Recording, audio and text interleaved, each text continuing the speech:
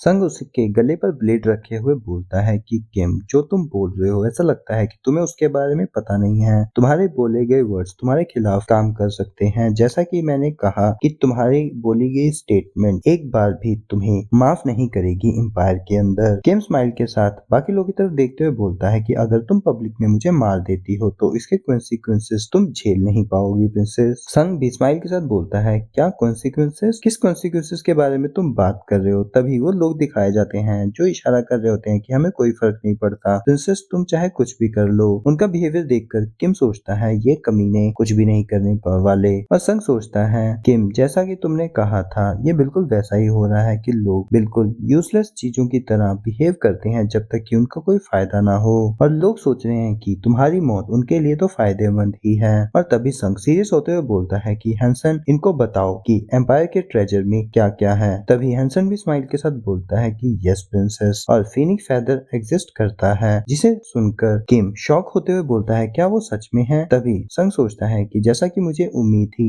ये सर उग्रम की तरह अटका नहीं रहेगा और हैंसन मेरे झूठ को अच्छे से प्ले करेगा। हैंसन आगे बोलता है कि इसके पीछे ये रीजन है कि हम ट्रेजर से फीनिक्स फेदर को इसलिए नहीं निकाल पाए क्योंकि पूरे एम्पायर पर मॉन्स्टर्स ने कब्जा कर लिया है, और हम डीमन किंग को हराने के बाद अपनी आइटम्स को रिट्रीव कर लेंगे स्टोरेज ट्रेजर के अंदर से। संग लंबी सांस छोड़ते हुए बोलता है कि ये बुरी बहुत साइन है कि मुझे डीमन किंग से फाइट करने के लिए तुम लोगों की हेल्प लेनी पड़ रही है। अगर मैं तुम एक इंसान को भी मार देती हूँ तो एक ओपोनेंट से फाइट करने के लिए हमारे पास लोग कम पड़ जाएंगे, तो इसलिए मैं तुम्हें छोड़ रही हूँ अभी के लिए, और अभी इन सभी आइटम्स को मैं अपने पास रखने वाली हूँ। जिसे सुनकर कांग दांत भींचते हुए बोलता है, पर तभी संग उसकी बात काटते हुए आगे बोलता है कि जब तक ये बैटल एंड नहीं हो जाती इन चीजों को मैं अपने हिसाब से ही डिस्ट्रीब्यूट करूंगी, और जिसकी जो चीज काम की होगी मैं उसे ही दूंगी। तो ये कांग मुहान को स्पीयर और रीने को ड्रैगन आर्मर दे देती है, जिसे देखकर वो दोनों सोचते हैं क्या ये हमें मिल रहा है। और संग आगे बोलता है कि मैं सभी चीजों को इसी तरह से ही फेयरली डिस्ट्रीब्यूट करूंगा, और सभी लोग उसे थैंक यू बोल रहे होते हैं, जिसे देखकर कांग सोचता है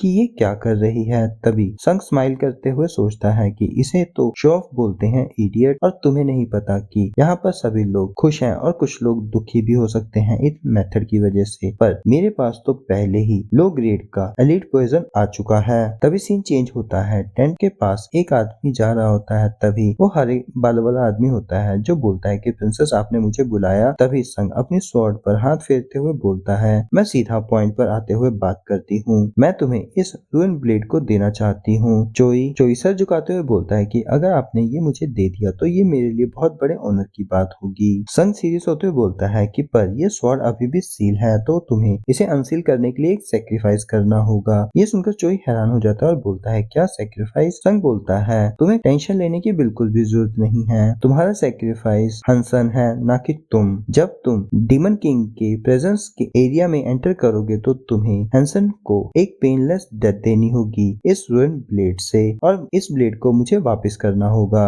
चोइस सर में हाथ फेरते हुए बोलता है, क्या मैं इसके साथ फाइटिंग कंटिन्यू नहीं कर सकता? संग अपने हाथ पर एक मैजिक सर्कल बनाते हुए बोलता है कि जैसा कि भविष्यवाणी में बोला गया है कि डीमन किंग को मारने के लिए इस स्वॉर्ड के ऊपर हेल फायर के मैजिक को कास्ट करना होगा, और मैं एक लौती इंसान हूँ जो ऐसा कर सकती है। तभी हमें बताया जाता है कि जो हीरो है वो हेड टू हेड फाइट करेगा डीमन किंग के साथ। नाइट्स प्रोटेक्ट करेंगे प्रिंसेस को और म्यूजिशियंस को सेक्रीफाइस करना होगा, और प्रिंसेस लास्ट में क्रिटिकल स्ट्राइक देकर डीमन किंग को मार देगी। जॉय सोचता है कि मैं समझ गया, यहाँ पर हर एनपीसी के पास अपना खुद का एक रोल है, और सर झुकाते हुए बोलता है कि मैं समझ गया प्रिंसेस, जैसा कि आप चाहते हैं सभी चीजें आपके प्लान के हिसाब से होंगी। और संग स्माइल के साथ सोचता है कि चोई कितना इजी लड़का है जिसे मैनिपुलेट करना बहुत आसान है, और जैसे ही वो टेंट से बाहर निकलता है तभी हान उसे देख लेता है। तभी सीन चेंज होता है, सभी लोग एक बड़े से दरवाजे के सामने होते हैं। कोई बोलता है कि अच्छा तो डीमन किंग इस दरवाजे के पीछे है। तभी कांग जो से बोलता है कि तो ठीक है हान, तुम डीमन किंग के साथ फाइट करो और हम तुम्हें फॉलो करेंगे इस फाइट में। तभी लाल जैकेट वाला लड़का बोलता है, रुको हम तो आगे फ्रंट लाइन में नहीं जाने वाले ना? कांग बोलता है, ऑफ कोर्स हम लोग फ्रंट लाइन पर जाने वाले हैं, क्या तुम पीछे से भागने की सोच रहे हो? लाल जैकेट वाला सर खुजाते हुए बोलता है कि नहीं, बिल्कुल ऐसा नहीं है।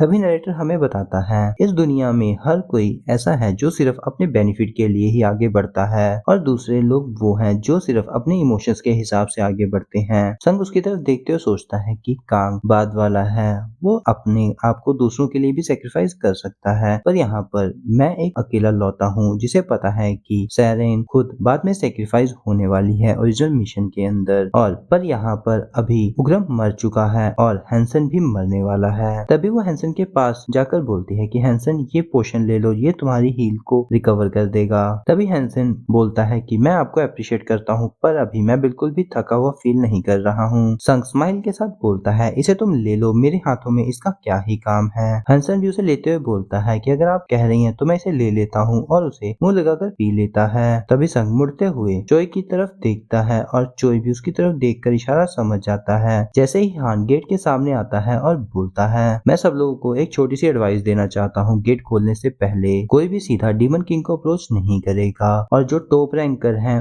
वो उसके सबऑर्डिनेट से डील करेंगे, और यहाँ पर मेन कैरेक्टर मैं हूँ तो सब लोग अपने कैरेक्टरिस्टिक के हिसाब से ही एक्ट करेंगे। चोई बोलता है क्या ही पावरफुल स्पीच थी, और हान संग की तरफ देखते हुए बोलता है कि और ग्रीडी होने की कोई जरूरत नहीं है। ये सुनकर संग सोचता है कि ग्रीडी ये किस बारे में बात कर रहा है। तभी गेट ओपन हो जाता है। तभी थ्रोन पर बैठा हुआ डीमन किंग बोलता है तुम लोगों से मिलकर अच्छा लगा इंसानों, तुम लोग यहाँ तक जिंदा पहुँच गए, इसके लिए मैं तुम लोगों को अप्रिशिएट करता हूँ। तभी हान एकदम से जाकर अपना पंच डीमन किंग को मार देता है जिसे वो अपने हाथ के साथ रोक लेता है। तभी डीमन किंग का हाथ कांपना शुरू कर देता है और डीमन किंग गुस्से से बोलता है जरा एक सेकंड रुको, तुम बहुत जल्दी में लग रही हो, मुझे एक सेकंड खुद को इंट्रोड्यूस तो करने दो अच्छे से। हान बोलता है तुम्हारे लिए ये फन हो सकता है पर मेरे लिए बिल्कुल भी नहीं है, मुझे यहाँ पर मेरी मर्जी के बिना लाया गया है। संग उनकी तरफ देख के सोचता है कि डीमन किंग और गॉड के बीच की कॉन्वर्सेशन ऐसी लग रही है कि इसके अंदर से तो मैं बिल्कुल ही मोटिवेशन खो रहा हूँ। तभी हान उसको बोलता है कि अपने डायलॉग्स को छोटा और सिंपल रखो, और डीमन किंग भी बोलता है हाँ हाँ सर मैं ध्यान रखूंगा, और अपना गला साफ करते हुए बोलता है अब मैं तुम सबकी सोल्स को एक्वायर कर लूंगा, और अपने स्केलेटन मॉन्स्टर्स को उनकी तरफ भेज देता है। तभी कांग अटैक करते हुए बोलता है कि वो सभी लोग इधर आ रहे हैं, जल्दी से फायर करो। तभी मैजिशियंस उसकी तरफ अटैक करना शुरू कर देते हैं। तभी हैंसन की बॉडी कांप रही होती है और वो सोचता है अचानक से मेरी सांस इतनी भारी कैसे हो रही है, जबकि मैंने उस हेल्थ पोशन को भी पिया था जो मुझे प्रिंसेस ने दिया था। तभी चोई उसके पास से गुजरता है और अपनी शॉर्ट स्लैश के साथ हैंसन का सर धड़ से अलग कर देता है।